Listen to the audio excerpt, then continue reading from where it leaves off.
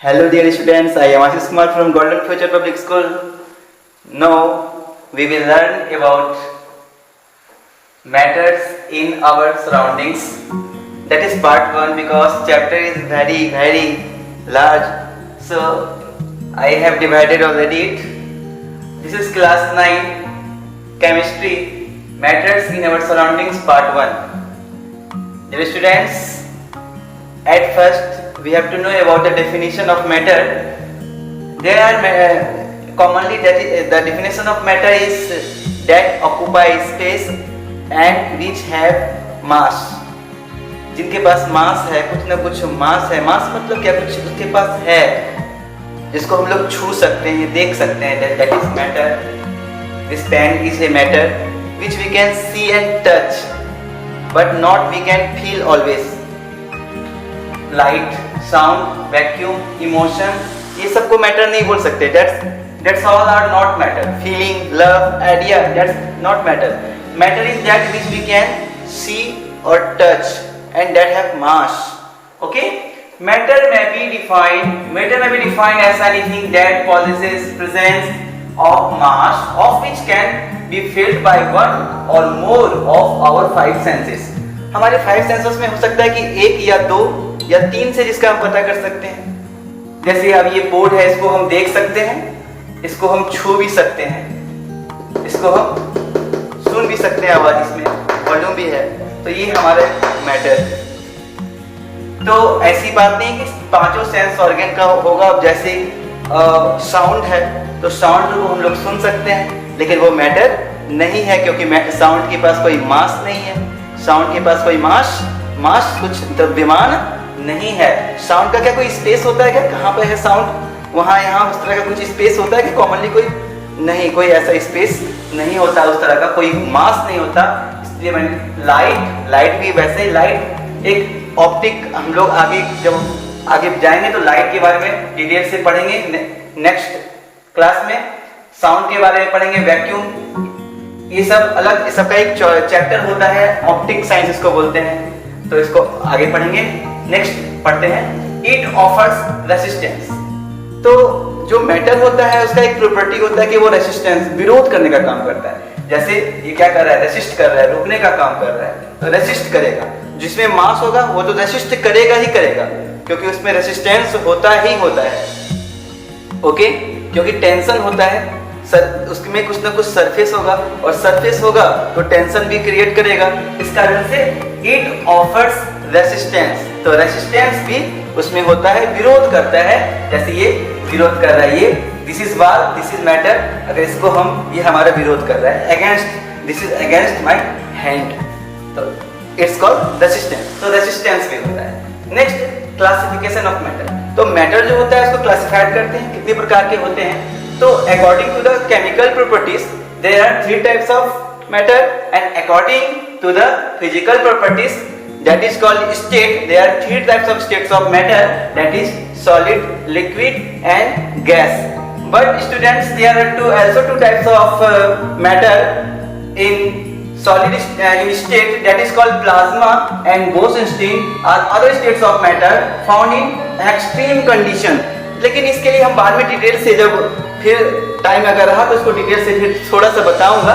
फिलहाल इतना ही, ये कोई नॉर्मल टेम्परेचर में नहीं होता है, इसके लिए एक्सट्रीम कंडीशन होता है, बहुत हाई टेम्परेचर होता है. ठीक है, ये सोलर सिस्टम में देखा जाता है, हमारे नियॉन बल्ब में देखा जाता है. तो ये सब, इसकी चर्चा बाद में डिटेल से करेंगे, बिल्कुल करेंगे.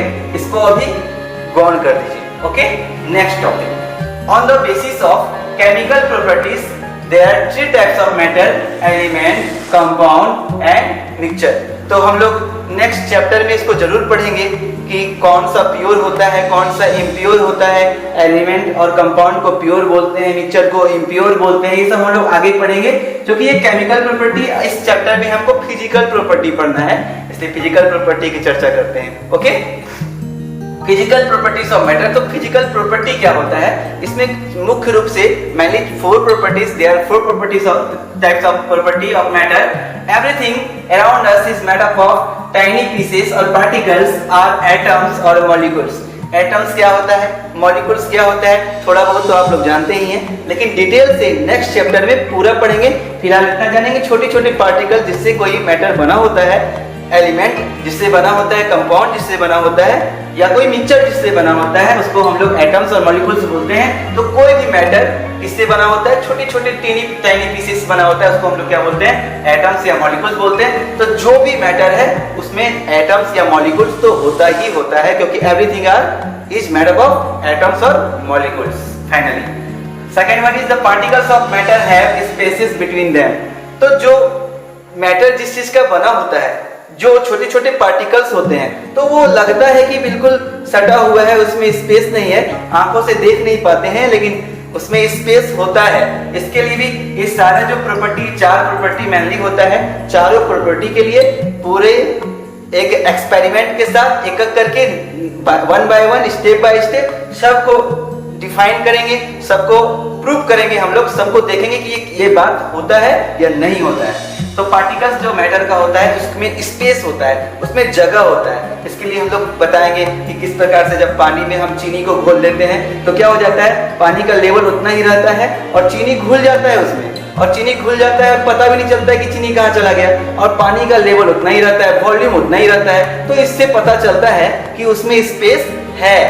पानी में वो चीनी कहाँ चला गया जब खोलते हैं तो उसमें स्पेस होता है। तो वो स्पेस जो इंटरमॉलिक्यूलर स्पेस होता है, उसके बारे में हम लोग डिटेल से पढ़ेंगे। उसमें वो क्या होता है, पानी, उसमें जो नमक होता है या चीनी होता है, घुल जाता है, अंदर चला जाता है, और वो छोटे छोटे चीनी जो क्रिस्टल होते हैं वो छोटे छोटे टुकड़ों में टूट जाते हैं, बिल्कुल छोटे छोटे, और वो छिद्र में जो इंटरमॉलिक्यूलर स्पेस होता है H2O का, उसमें चला जाता है। तो उसमें ये चीज हम लोग फिगर के साथ इसको डिटेल से पढ़ेंगे। Next, the particles of matter are constant by moving, constantly moving, sorry, the particles of matter are constantly moving। तो ऐसा भी देखा जाता है कि कोई भी मैटर होता है, उसके अंदर का जो छोटे छोटे पार्टिकल्स होता है, एटम्स या मॉलिक्यूल्स होता है, वो स्थिर नहीं रहता, वो हमेशा मूव करता रहता है, अंदर में वो मूव करता रहता है। ये कैसे मूव करता रहता है, इसको भी हम लोग डिटेल से पढ़ेंगे इसके ठीक बाद। The particles of matter attract each other। तो पार्टिकल्स, जो मैटर के जो पार्टिकल्स होते हैं, केवल चुंबक ही नहीं अट्रैक्ट करता लोहा को, कोई भी पार्टिकल्स। अब ये ग्रेविटी की बात नहीं है, कोई ग्रेविटेशनल फोर्स की बात नहीं, ये एक फोर्स ऑफ अट्रैक्शन होता है, जिसको हम लोग पढ़ेंगे इंटरमॉलिक्यूलर फोर्स ऑफ अट्रैक्शन जो होता है, इसके बारे में हम लोग पढ़ेंगे। कोई भी मैटर का जो एटम्स या मॉलिक्यूल्स होता है, वो एक दूसरे को, ऐसा नहीं कि आपस में ही हो सकता है, जैसे कि कोई लोहा है, उसका जो एटम्स है और कोई दूसरा मैटर है और उसका जो एटम्स या मॉलिक्यूल्स है, वो आपस में एक दूसरे को अट्रैक्ट करते हैं। इसमें 2 प्रकार के होते हैं, कोई ज्यादा करते हैं, कौन कम करते हैं, कौन एडेसिव होते हैं, कौन कोहेसिव होते हैं। ये सारी चीज हम लोग डिटेल से फिर पढ़ेंगे। इतना भी हम लोग को जानेंगे 4 प्रॉपर्टी होता है। क्या क्या प्रॉपर्टी होता है, लेट्स रिवाइज इट। छोटे छोटे पार्टिकल से मैटर बने होते हैं। सेकेंड वन इज उन पार्टिकल्स के बीच में जिससे कोई मैटर बना होता है, स्पेस होता है, जगह होता है, बीच में जगह होता है। नेक्स्ट, वो जो पार्टिकल्स होता है मैटर के अंदर, वो घूम रहा होता है। और फोर्थ वन इज वो जो पार्टिकल्स होता है आपस में, चाहे वो 2 मैटर का हो चाहे एक ही मैटर का, आपस में अट्रैक्ट करते हैं, जिससे वो बने होते हैं। आपस में इंटरनली वो क्या करते हैं, एक दूसरे को अट्रैक्ट करते हैं, जिसको फोर्स ऑफ अट्रैक्शन बोलते हैं या इंटरमॉलिक्यूलर फोर्स ऑफ अट्रैक्शन बोलते हैं। इंटरमॉलिक्यूलर इसलिए बोलते हैं क्योंकि वो ज्यादातर मॉलिक्यूल्स के बने होते हैं, इसलिए इंटरमॉलिक्यूलर फोर्स ऑफ अट्रैक्शन भी बोलते हैं। नेक्स्ट, मैंने एक पॉइंट यहाँ पे लिखा है, आप लोग ध्यान दीजिए। Note, from which the matter is made up of is called a material or substance, that is wood, iron, plastic, H2O। बहुत लोगों को कंफ्यूजन रहता है, मुझे भी कंफ्यूजन था। ये मैटर क्या होता है, मटेरियल क्या होता है, सब्सटेंस क्या होता है? कुछ नहीं, बस matter, everything is matter that we can see and touch, everything is matter. Proper noun is matter, common noun is matter, but when we say about material or substance, that is another concept। Matter is divided into two types of substances, that is pure substances and impure substances, but it is divided by the chemical properties। तो हम लोग जब chemical property की बात करेंगे, जब element, compound और mixture की बात करेंगे, तब हम समझेंगे कि सब्सटेंस जो होता है वो 2 प्रकार का होता है, मैटर ही 2 प्रकार का होता है। जिसमें जब हम बात करते हैं केमिकल प्रॉपर्टी के आधार पर, तो केमिकल प्रॉपर्टी के आधार पर मैटर 2 प्रकार का होता है, प्योर और इम्प्योर। लेकिन उसमें हम मैटर नहीं बोलेंगे, उसमें फिर क्या बोलेंगे, मटेरियल, मतलब जिस चीज का मैटर बना होता है। अब जैसे ये बोर्ड है, तो ये बोर्ड क्या हो गया, मैटर हो गया। लेकिन ये बोट किस चीज का बना हुआ है? ये प्लास्टिक का बना हुआ है। तो ये प्लास्टिक को हम क्या बोलेंगे? प्लास्टिक को हम बोलेंगे मटेरियल। अब जैसे कोई दरवाजा है, तो दरवाजा तो क्या हो गया? एक मैटर हो गया, दरवाजा एक मैटर है। लेकिन दरवाजा किस चीज का बना हुआ है? लकड़ी का। तो लकड़ी को हम क्या बोलते हैं? मटेरियल।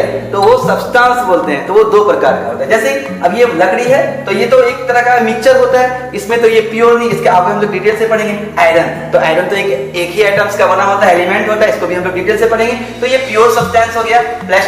प्लास्टिक आपका एक मिक्सचर टाइप का हो जाता है। H2O एक कंपाउंड होता है, एलिमेंट और कंपाउंड प्योर सब्सटेंस होता है, तो ये भी एक मैटर है, लेकिन ये केमिकल प्रॉपर्टी के आधार पर हम लोग पढ़ते हैं। तो मटेरियल और मैटर में अंतर हम लोगों को जानना चाहिए। चलिए आप लोग इसको अच्छा से नोट कर लीजिए और कॉपी में लिख लीजिए, बहुत काम आएगा, बहुत मेहनत से मैंने इसे लिखा है।